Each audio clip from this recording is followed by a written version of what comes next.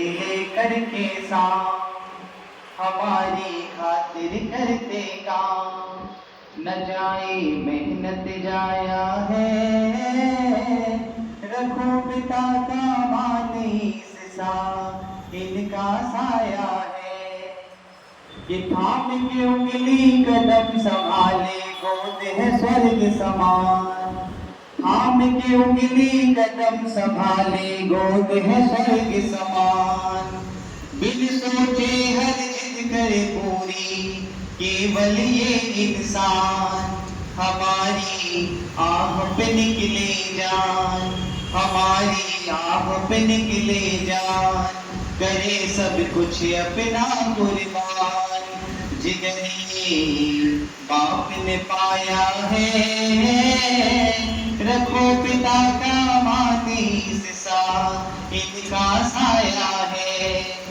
हमारे पिताजी जब हमें डांटते थे वो चीज हमें तब पता लगती है जब हम खुद पिता बन जाते हैं। मैंने अपने बच्चे को 5 साल का जब हुआ एक थप्पड़ मार दिया, पहली बार थप्पड़ मारा तो वो इधर रोए और इधर उधर जाके मैं रो। अब मेरी पत्नी बोली कि थप्पड़ मारा क्यों, बाप बेटे दोनों रोने लग रहे हो। मैंने मुझे दुख हुआ कि मैंने अपने बेटे को मार दिया है, तो फिर उसके बाद उसको मनाया, उसको वो किया, तब जाके तो हमारे माँ बाप हमसे ज्यादा दुखी होते हैं हमें डांटने के बाद में, लेकिन हम लोग सोच नहीं पाते हैं। वो डांटते इसलिए कि हम कुछ लोग बन जाए कि मूर्ति रूप देने को डांटे दिल में बेहद प्यार, मूर्ति रूप देने को डांटे दिल में बेहद प्यार। बिन के खाली लगता है पूरा ये संसार, दिला दिए सबको सब सामान, बना दिए रहने को भगवान। स्वयं का ध्यान न आया है, रखो पिता का मान इस सा इनका साया है। और हम लोग अपनी परेशानियां कहते हैं पिताजी से, माँ किससे कहती है, पिताजी से, लेकिन हम कभी सोचते नहीं कि पिता किससे कहते हैं। तो पिता केवल परम पिता से कहते हैं, कर्ज लेते हैं, उधार लेते हैं, कुछ भी करते हैं, लेकिन हमारी आवश्यकताओं को पूरा करते हैं। कि जीवन भर संघर्ष से और जो ना माने हार, जीवन भर संघर्ष से और जो ना माने हार। पिता वो शक्ति देखे जिन्हें जियो पिता है परिवार, परिस्थिति कैसी भी है आई, मुस्कुरा आपने है निपटाई, अपना परिवार बचाया है। रखो पिता का मान इस सा इनका साया है। और अंतिम फिर लोगों ने पूछा कि पिताजी की याद आती है क्या, तो मैंने उनको समझाया कि भाई पिताजी की याद तो उन्हें करते हैं जिन्हें हम भूल जाते हैं। हम तो 24 घंटे दिल में रखते हैं। माता पिता दुनिया में रहे या नहीं रहे, लेकिन बच्चों के दिल में हमेशा रहते हैं। कि जीवन मृत्यु रोक सके ना ये ईश्वर के हाथ, जीवन मृत्यु रोक सके ना ये ईश्वर के हाथ। किंतु प्यारे पिता का हर पल बच्चों के रहे साथ, बीज सत्कर्मों के ही बोना, याद में मेरी तुम ना रोना। पाठियों पाठिए हमें पढ़ाया है, रखो पिता का मान इस सा इनका साया है।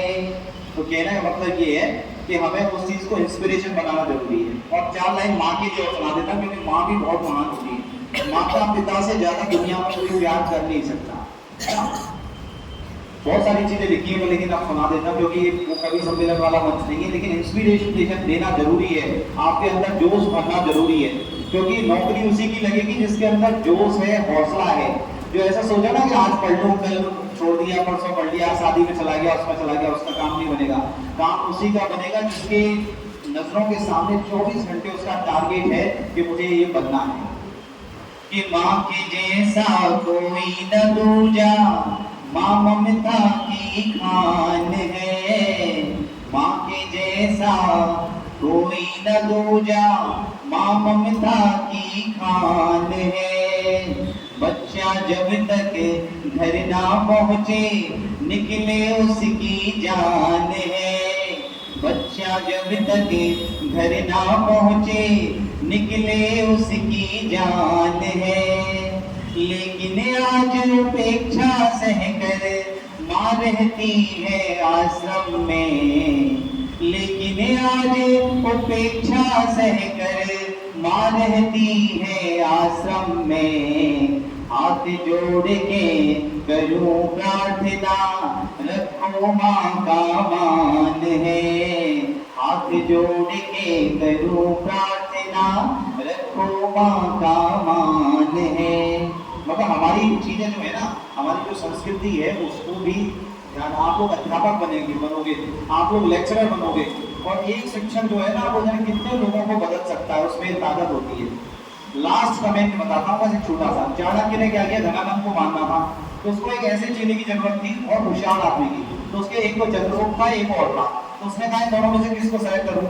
तो उन दोनों से कहा जो सामने एक आदमी पेड़ के नीचे सो रहा है, इसके गले में एक माला है, उसको ऐसे उतारना है कि ये आदमी जगना नहीं चाहिए। तो पहला जो शिष्य था वो गया। अब उसने क्या कहा, गुरुजी कि मैं इसकी माला तो उतार लूंगा लेकिन ये जाग जाएगा। फिर चंद्रगुप्त को भेजा कि ऐसे उतारनी है कि जागे नहीं।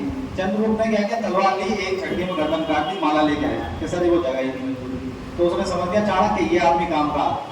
तो हम लोगों में वो काबिलियत है, आप लोग भी वही बनोगे कि हम पूरे समाज को बदलने की काबिलियत है हमारे अंदर, है ना। और हमारे संस्कार सब सारी चीजें हमें अच्छी होनी चाहिए। आप लोगों ने इतना टाइम में खेला, उसके लिए धन्यवाद।